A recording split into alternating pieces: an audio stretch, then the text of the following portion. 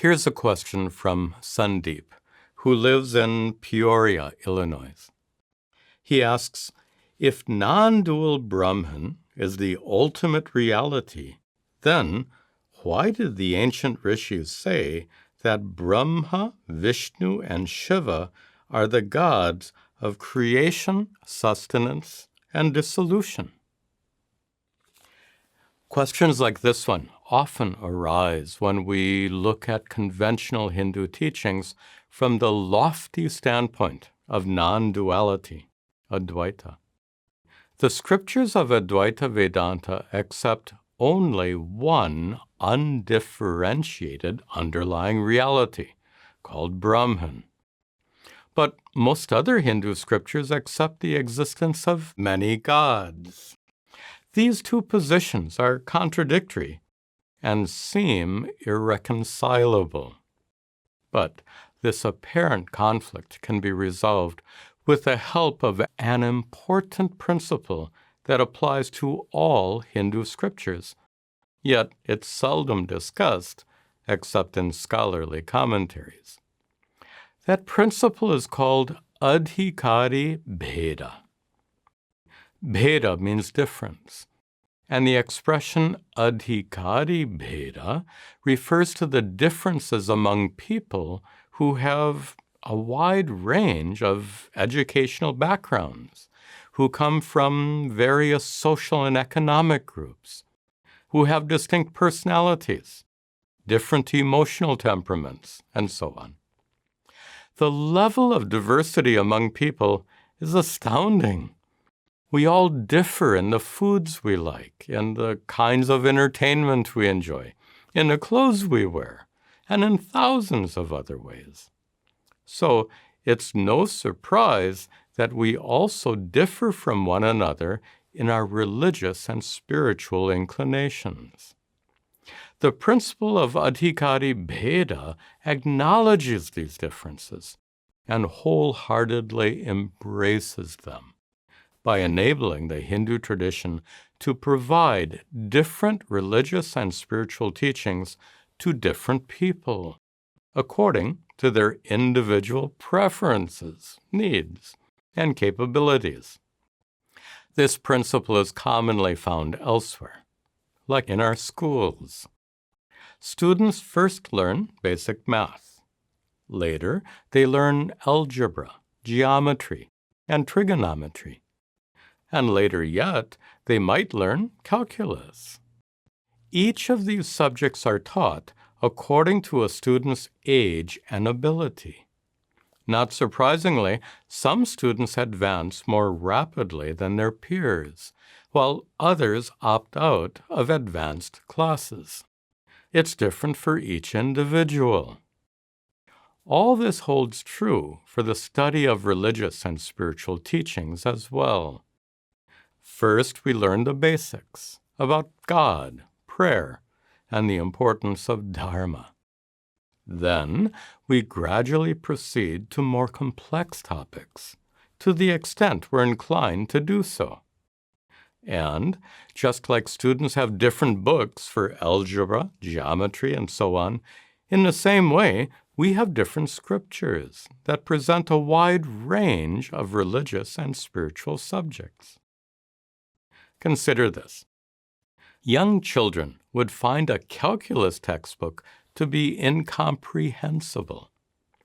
In the same way, those just beginning their spiritual journeys would probably find the loftiest teachings of Advaita Vedanta to be beyond their reach. Before studying calculus, students have to be adequately prepared by studying algebra and the rest. It's the same for spiritual seekers. Before they can grasp the highest teachings of non-duality, they too have to be adequately prepared. Traditional Vedantic texts list the necessary prerequisites. Those prerequisites include the cultivation of qualities like discernment, dispassion towards worldly pleasures, equanimity, and self-control, in addition to prayer, meditation, and the study of introductory texts under the guidance of a qualified teacher. A problem I've noticed from time to time is that some advanced spiritual students claim that Advaita Vedanta is better than other teachings because it reveals the highest reality, non-dual Brahman. But their claims really aren't justified at all. A book on advanced calculus isn't better than an introductory algebra text. These books have different subject matters and are intended for students of different levels. In the same way, our scriptures have different subject matters, intended for different types of students. For example, consider the Upanishads, the scriptures on which Advaita Vedanta is based.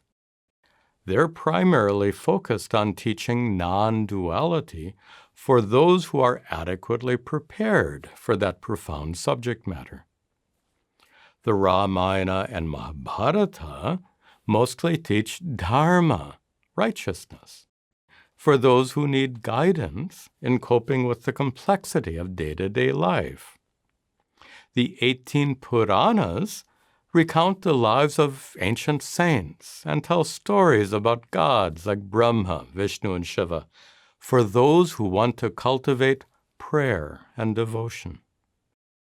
It's true that each of these scriptures include a range of subjects, including topics found in other scriptures. So there's a lot of overlap. But in general, each scripture has a primary subject matter that's meant for a particular group of people. For these reasons, no single scripture or teaching tradition can really be considered best. It's more accurate to say that certain scriptures and teachings are best suited for someone's unique preferences, needs, and capabilities, while other scriptures are not. The principle of adhikari-bheda also explains why there are so many gods in the Hindu tradition. The earliest Hindu scripture, the Rig Veda, clearly says God is one, which the wise call by many names. How many names? The Puranic scriptures refer to 330 million gods, all of them different names and forms for the one God of the cosmos. That huge number is interesting because it's more than the population of our planet in ancient times. That means each person could worship his or her own individual form of God, worshipped by no one else. This observation shows how the Hindu approach to devotional life recognizes the importance of personal preferences and religious inclinations. The Hindu tradition allows and encourages followers to choose a particular form of God as their main focus for prayer and worship. This attitude is refreshingly different from most other religions that prescribe one and only one form of God for prayer and worship. In my classes for children, I jokingly call this a one-size-fits-all approach to religion. One size of clothing certainly doesn't fit our many different shapes and sizes. So how can one form of God be suitable for us all, given our wide range of preferences and inclinations? Another question that's related to the principle of adhikari-bheda comes from Ramya in India. She asks, what's your view on the philosophy of Dvaita, duality? Because it seems contradictory to the philosophy of Advaita. In fact, The teachings of Vedanta include several different schools of thought that were established by greatly revered scholars long ago. In the 8th century, Shankara developed the teachings of Advaita, or non-dualistic Vedanta. 3 centuries later, Ramanuja developed the teachings of Vishishta Advaita, or qualified non-dualism. Later yet, Madhva developed the teachings of Dvaita, dualism. We can't get into the details of these 3 schools of thought, so here's a brief but highly simplified account. Dvaita, dualism, teaches that God is separate and distinct from all individual souls, from the consciousness or awareness that's the essential nature of us all. Vishishta Advaita, qualified non-dualism, teaches that each individual soul is a small part of God and shares God's divine qualities. And Advaita boldly declares that there's only God, nothing else. All that exists is a form or manifestation of the divine. All 3 teachings seek to explain the very same reality, but they adopt 3 different perspectives for their explanations. To understand the dualistic perspective of Dvaita, suppose you gaze at the ocean and see many individual waves. You might observe how each wave is born from the ocean, sustained by the ocean, and eventually returns to the ocean. This metaphor nicely represents Dvaita's teachings about the relationship between individual souls and God, who is the source, sustainer, and ultimate destination for all that exists. To understand Vishishta Advaita's view, suppose you consider the fact that each wave is actually a small part of the ocean. The ocean is made of countless waves that share its qualities. This metaphor represents the teachings of Vishishta Advaita. Each individual soul is a small part of God, a spark of divinity, as they say. And God is the unity because of which the diversity of souls exists. Finally, to understand Advaita's view, suppose you appreciate the fact that, ultimately, there's only water. There are no waves or ocean at all. This metaphor represents Advaita's sole acceptance of one non-dual Brahman. Regarding the ocean, you can't say that one perspective is right and the others are wrong. Each is correct from its own standpoint. But the 3 perspectives do differ in complexity and subtlety. One ocean with many waves is a simple concept.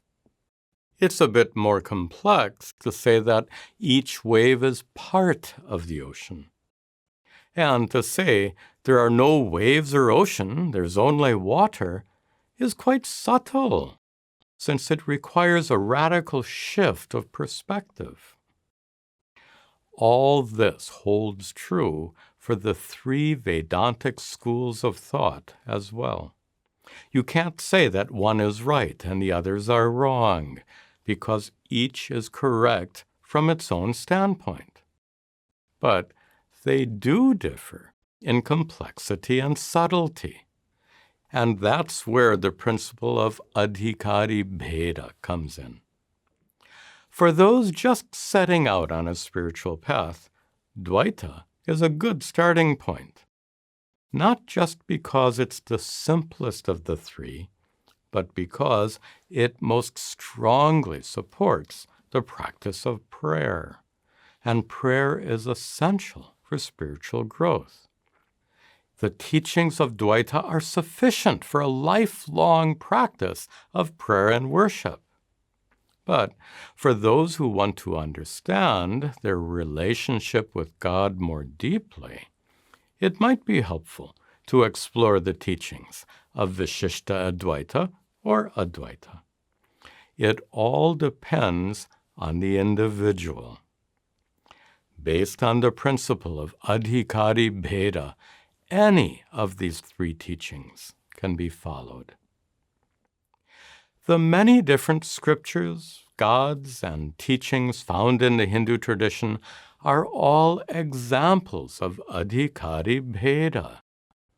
This principle often goes unrecognized, but it's crucial because it ensures that individual religious and spiritual needs are never ignored.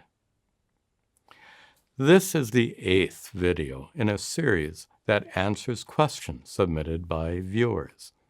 If you have a question that would serve as a good topic for a video like this one, please email me at this address and be sure to indicate video question as the subject of the email.